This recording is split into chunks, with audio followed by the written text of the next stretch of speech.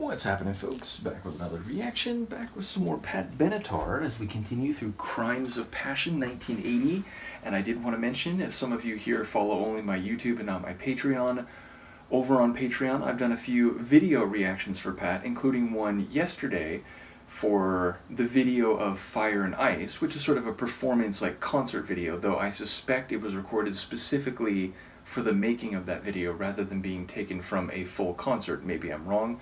Now, I will say, if you are not over on my Patreon, when I do video reactions for the first 10 days, they're only available to full members, though you can be a full member for as little as $5 a month. Nevertheless, the point is, after 10 days, they end their embargo period and they can be watched fully publicly by free members.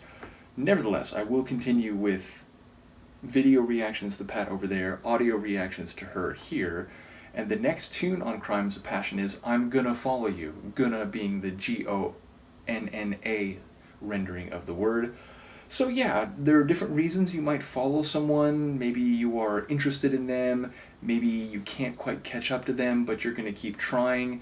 Maybe you're suspicious of them, so you're following them for a very different reason.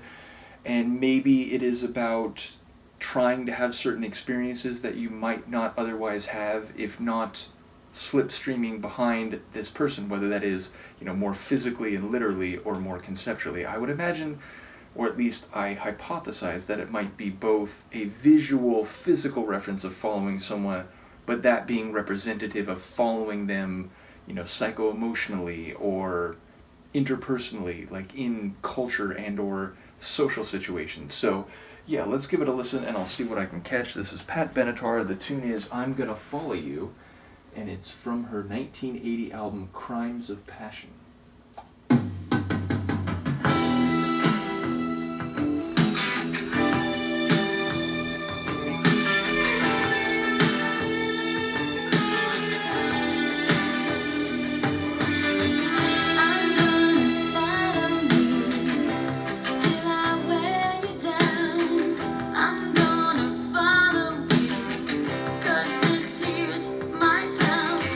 You don't know these streets the way that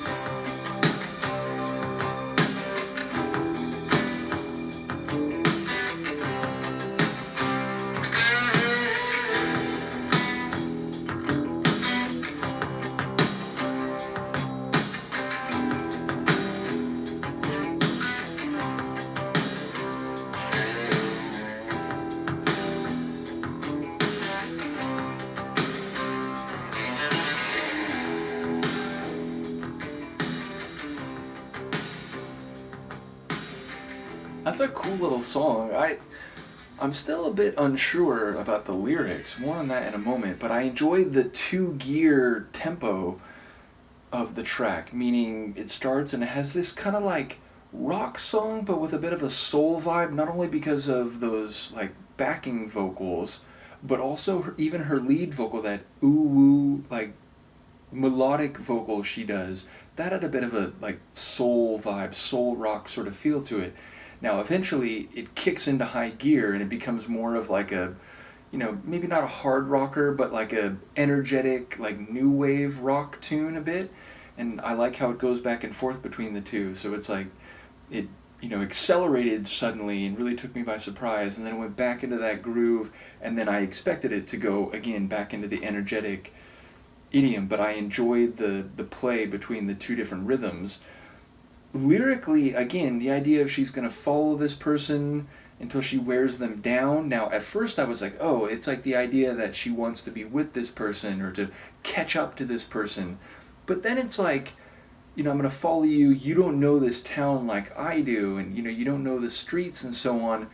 And then it sounded maybe more confrontational, or more like she wants to vanquish or get the better of this person who is maybe out of their element in a way that she isn't. And she's on familiar turf and so on.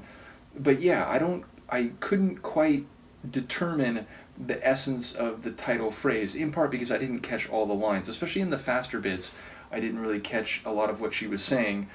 But yeah, like maybe the tempo shifts, there's a bit of this like, there's a bit of danger between them, but she maybe really does want to connect with them, or I'm imagining it as a guy, and so there might be a bit of like danger but also allure, so I'm not quite sure, but do let me know if you have any insights, and it's a tune that I'll re-listen to and try to digest the lines and hear them a bit more clearly on successive listens.